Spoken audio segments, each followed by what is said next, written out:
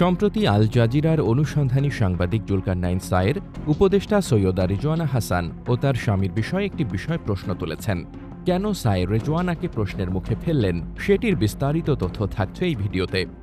রাজনৈতিক অঙ্গনের নানান ইতিহাস ও তথ্য পেতে আমাদের চ্যানেলটি সাবস্ক্রাইব করে বেল বাটনটি প্রেস করে রাখুন।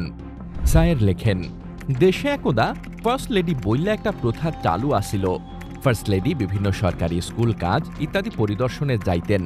আমার এখনো মনে আছে, আমি প্লে গ্রুপে পড়া অবস্থায় রওশন এরশাদ তার মুখের চাইতেও বড় একটা সানগ্লাস পইরা আমাদের স্কুল পরিদর্শন করতে আসছিল। আমি তারে দেখা কুইন বি বা মৌসাকের রানী মৌমাছির হিউম্যান ভার্সন মনে করছিলাম। ইদানিং দেখতাছি একজন মহিলা উপদেষ্টার স্বামী বিভিন্ন সরকারি স্থাপনা পরিদর্শনে যাইতেছে। তা ঘটনা কি? সরকার কি তার জন্য বিশেষ কোনো পদ দিছে নাকি? যেমন ফার্স্ট উপদেষ্টা স্বামী এই টাইপ। ভদ্রলোক শুনেছি একবার গুমও হয়েছিলেন, কিন্তু এখনো গুমের অভিযোগ গুম সংক্রান্ত তদন্ত কমিশনে জমা দেননি।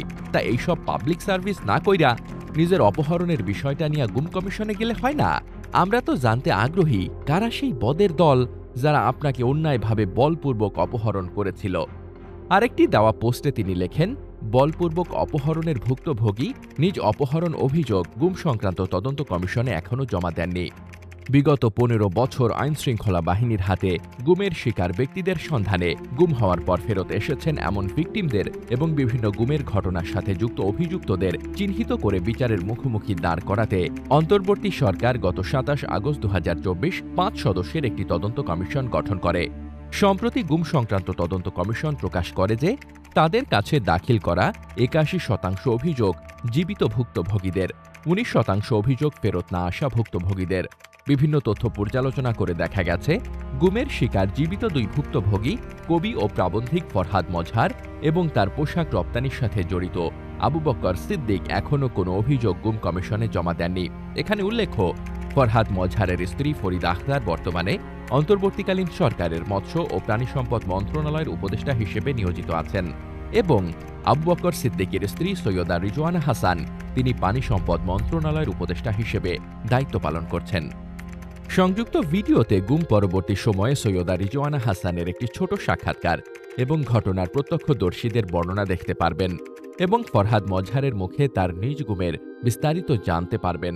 অনুগ্রহ করে ভিডিওটি দেখবেন।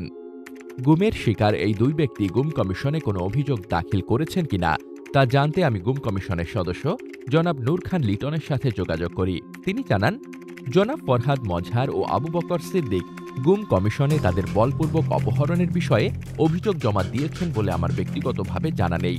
তিনি আরও বলেন, উল্লেখযোগ্য সংখ্যক ভিকটিম আছেন যারা গুম হয়েছিলেন এবং এখনও আতঙ্কগ্রস্ত একটা ভীতির মধ্যে আছেন। এমন ভিকটিমদের পক্ষ থেকে এখনও গুম কমিশনে অভিযোগ জমা দেওয়া হয়নি। অন্তর্বর্তীকালীন সরকারের উদ্যোগে গঠিত গুম কমিশনে গুমের শিকার ২ ব্যক্তি যাদের স্ত্রীরা খোদ সরকারের উপদেষ্টা পদে আছেন, তারা নিজেদের বলপূর্বক অপহরণের ঘটনার অভিযোগ জমা না দেওয়ায় অনেকেই বেশ বিস্মিত হয়েছেন।